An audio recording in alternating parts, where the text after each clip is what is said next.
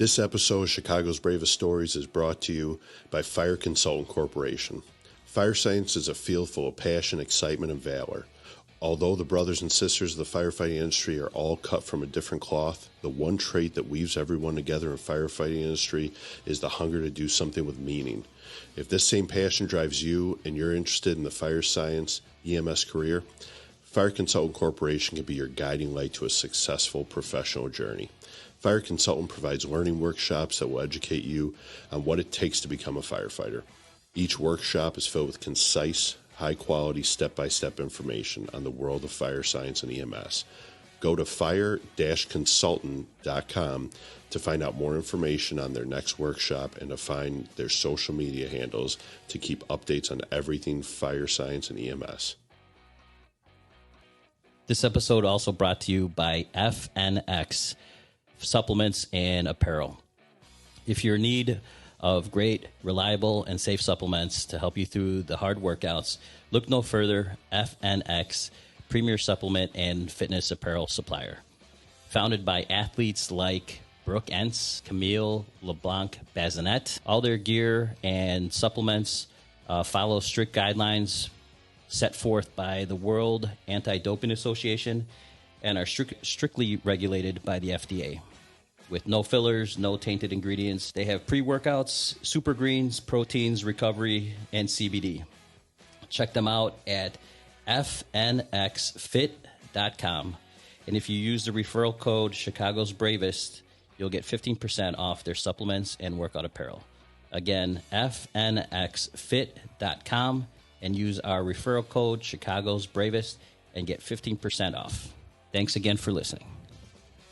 We're here with author of the book, Hey New Guy, Severen Henderson.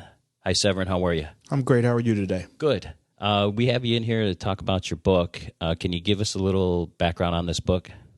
So, Hey New Guy, The Candidate's Guide to a Long, Strong, and Healthy Career is a book I have been writing for a couple of years. Then, all of a sudden, after I started instructing at the Fire Academy, I got inspiration to go ahead and knock it out and continue doing what I was doing.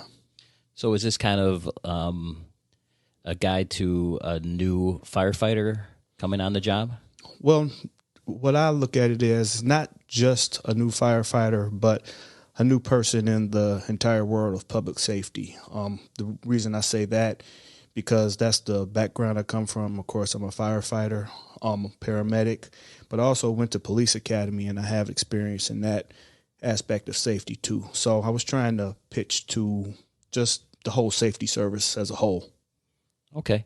And how long have you been a fireman? Overall combined, I wasn't prepared for that question. You knew I was going to ask. Yeah, that's all. It's all in the book. I started volunteering when I was 16, 17 years old. I got hired on my first part-time department when I was 18 years old, and I am now 39. So okay, so somebody will do the math when they read the book. Yes. But it's safe to say that you've gathered a good chunk of knowledge over your career, and you're kind of passing that on to other people.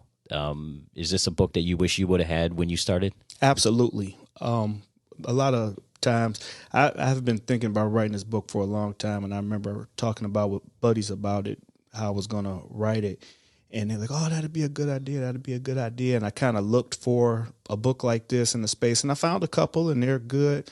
I just feels like this one is everything. It helps out a lot. So I would love to have had this information presented to me when I first started. Okay. Give us an example of like a nugget in the book that might help somebody. A nugget in the book. One of the most important nuggets in the book to me is getting along with people. A lot of people are already kind of set in their ways, and even when you're a young person, you're kind of used to your friends, used to your buddies. You know, you have uncles and maybe a grandfather, but now you're working with those people that are the same age as maybe some of your older uncles, your dad or your grandfather. And you have to know how to speak to those people, how they're going to speak to you, how to operate. It's called emotional intelligence, and I talk about that in the book. And I feel like that is an aspect that'll help a new person go really far in his career. Well, you know, we both work for the fire service, and you know, we both know that there are guys that you're going to bump heads with Absolutely. in your house, or you know, in your district, or whatever the case is.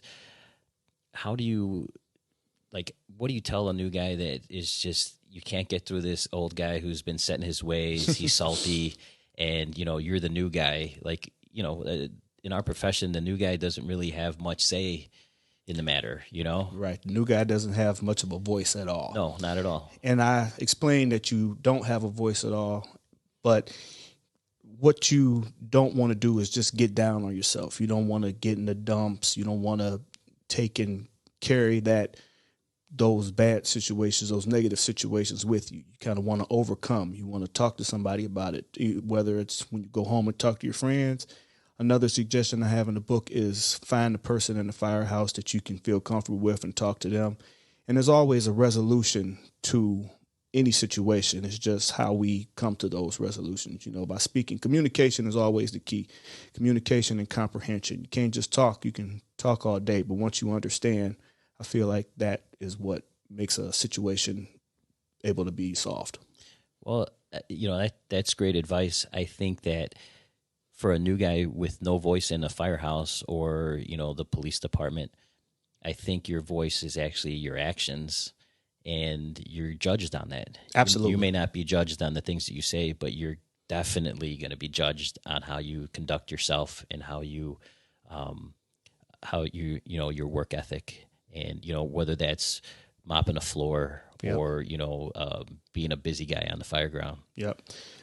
In different cities, I have a couple of buddies that work in Southern Ohio, well, Central Ohio rather, and they call it squirreling around, and they just all day busy doing something. They squirreling under the engine, they squirreling under the truck, they squirreling under their ambos, just looking for loose screws, oiling things up. So staying busy is something I definitely preach to, put in the book. Actions always speak louder than words. And that goes with leadership, even guys from the front. You know, when you're the guy in charge, you still want to show the actions that you're putting forth the effort to work, because you always want to show that you're about doing this career. Like I said, like you said, from police to paramedic and the fire, just this safety service, this first responder public safety service, actions always are paramount. So what other things you got going on that is kind of complement with this book? I know you got your hands in all kinds of self-help guides and stuff like that to, you know, help people. I know you have a blog and stuff like that. Where can people find you? Well, right now I'm having a website built because I'm not super techie, so someone can help me with that. But we'll get you somebody. I have the website. It's department3c.com.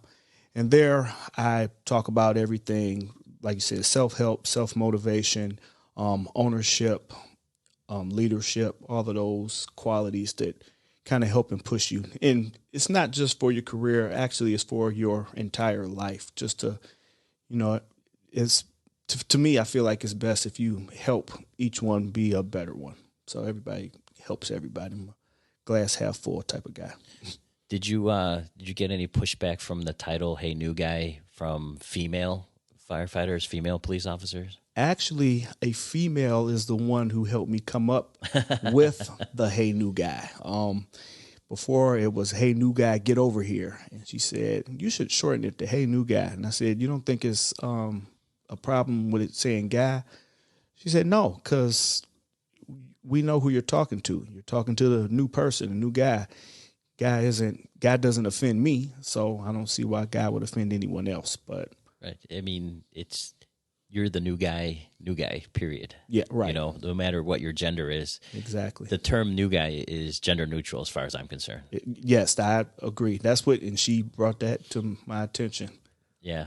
All right. And I know we were talking earlier about you've been instructor for down at Academy for a little while now, and how are things going down there with you know, we're in the middle of the pandemic right now, so how are things affecting you as an instructor? Slightly difficult, but I am ecstatic to still be there and still educating the kids. Well, I shouldn't call them kids, the candidates, sorry.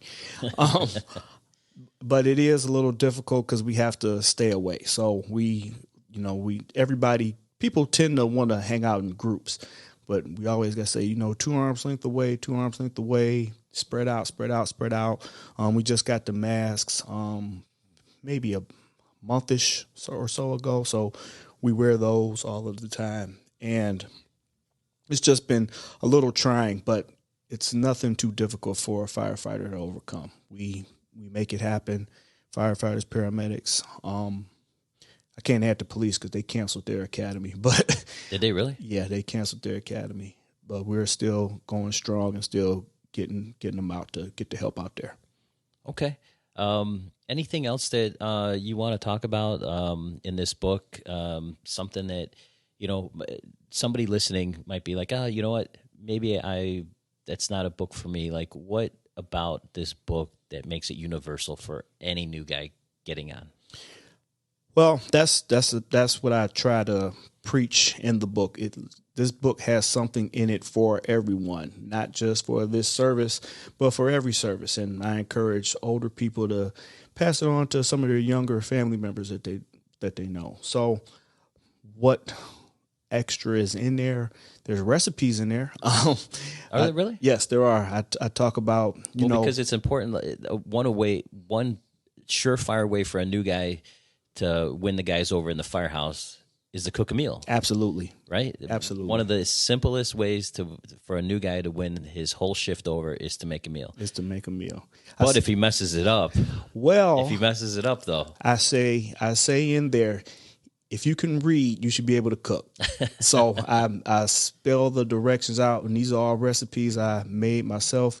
And the thing that I think is special about the recipe section of the book is I give, we cook different meals on different days here. So I give each day its own recipe. I give the reason why. I give kind of the history. Here in this city, we do corned beef and pizza. I was just about to ask you got the corned beef recipe in there? I do. I have where corned beef came from and why. Okay, explain that to me, because it's kind of an inside joke with people who know me, because I can't do the corn. I can't do it anymore. A lot of people can't. A lot of people don't like the corned beef. So give us a history about the corned beef. This is something that's interesting, and I think a lot of people would love to hear it. Well, corned beef came from the fire department. Originally, when people were taking this job, were Irish.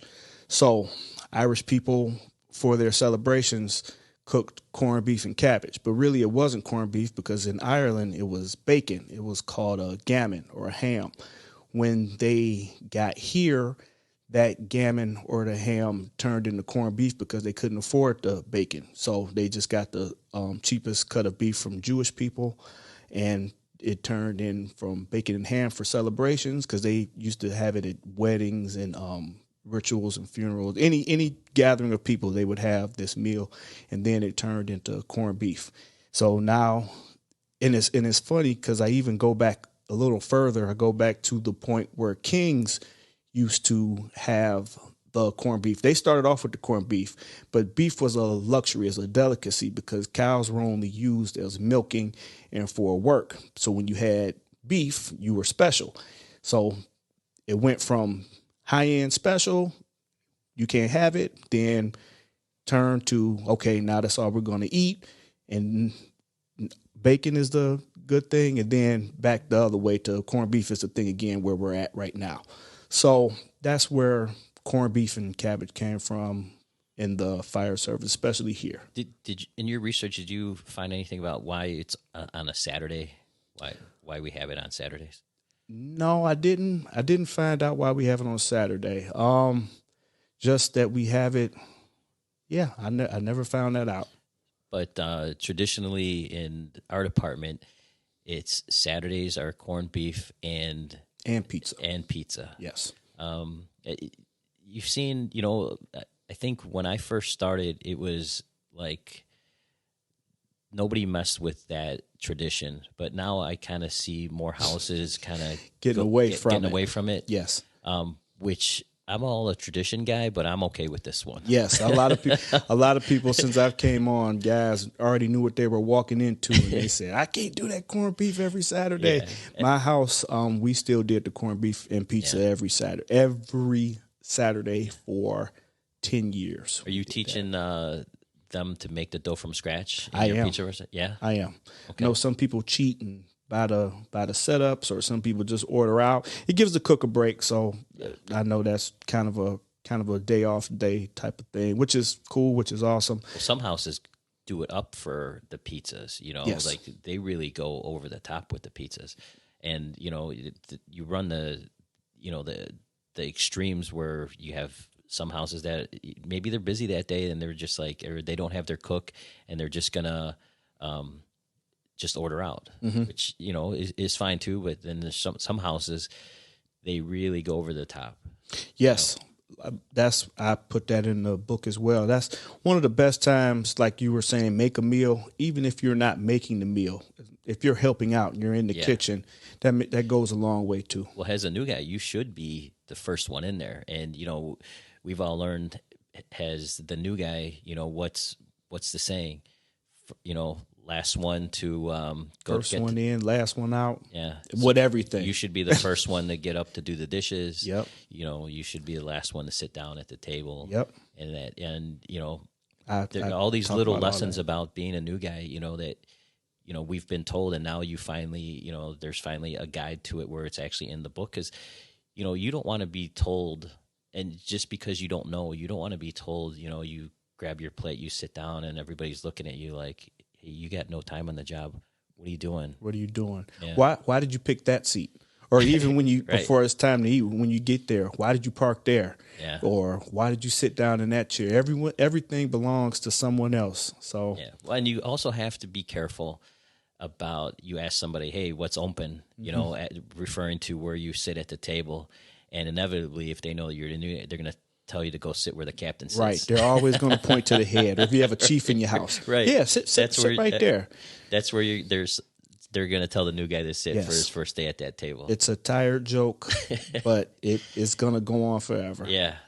It is. It's little things like that make being in Firehouse pretty entertaining. Yep. To watch that captain come in and there's the new guy sitting and see his face. Some guys, they know the joke is coming. In my first apartment, the joke that they always played was, "Hey, go ask the chief where the keys to the engine are." So the new guy, it's no keys to the engine. So go ask him. The turns red, gets mad, shakes his fist in the air. It's interesting. It's funny. So well, they always tell you to do that, like when the chief is having a terrible day too. Yes, exactly.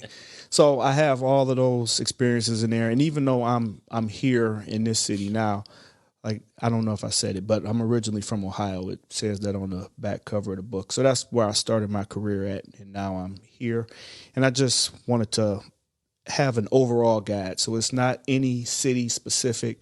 It's for the world, actually. And at the Academy, what's nice, we have people from all over the world. Well, we used to have people from all over the world to come to do tours. And so I had a chance to speak with some farmers that are firemen from Germany. I had a couple from Costa Rica come, have people from all over the United States come. And I really enjoy giving those tours of our facilities to them and just kind of picking their brain and see what they do as compared to what we do. Well, kind of off topic, but it does pertain to you. Do you remember your first fire as a fireman? I do. I do remember my first fire. It was when I was still volunteerish. Is this Ohio? This is in Ohio. Okay. I remember my first day here because it was so funny. It almost mirrored exactly my first day at my first full-time job in Ohio. But my first fire was an apartment fire, and went in and we put it out. It was 2 rooms. It was a small kitchen connected to a living room. Smoke was billowing out the back. It was a first floor. We go in, we put it out, we get a knock on it. We done. It's time to go. And my chief at the time, he's just in there through the smoke, yelling and telling me what to do. Go over here, go over there, pull this, pull that, pull the line. And there we didn't have a bunch of people, as many people manpower wise as we do here. Sure. So I think it was me and 3 other guys that engine and truck to the next neighboring community came. And my chief is in there talking to me. And so I'm like, well, he talking. Let me take my mask off. Almost died. The cough in my eyes turned red. I was almost out for the count. So when you were a volunteer, how much training did you have prior to going to that fire? That probably was about a year or so in. I hadn't even been to fire school yet. So it was kind of just hanging out with the guys at the firehouse. So it hadn't been really hammered into you about the significance of taking that respirator off your mask. No, it was not. I didn't understand, but I understood quickly then. But that was a teachable moment for you. Absolutely. That, thank God that it was in that you actually learned that lesson in a place where it wasn't detrimental to you. Absolutely, yeah. And that was just me trying to, like I said, this guy, he's talking and walking and standing up even. I'm on the ground, on the floor, and I took it off and I couldn't breathe. So, yeah, he was a tough guy. Okay. Well, we appreciate you coming in. Tell people where we can get this book and, where we can find it and where they can find you. Okay. Right now, the book is on Amazon in the Kindle ebook store. Also, it's a paperback copy. The title is Hey New Guy, The Candidate's Guide to a Long, Strong, and Healthy Career. It's a self-published book. There are going to be revisions of it eventually, but my idea is to get something out other than the sit around and not get anything out. And where you can find me social media wise is at Department 3C. And if you would like to connect with me individually, you can follow me on every social media site at that Department 3C or I am Sebi. Okay. Well, thanks, Severen. The book Hey New Guy by Severen Henderson, available. Thanks for coming in. Thanks for having me.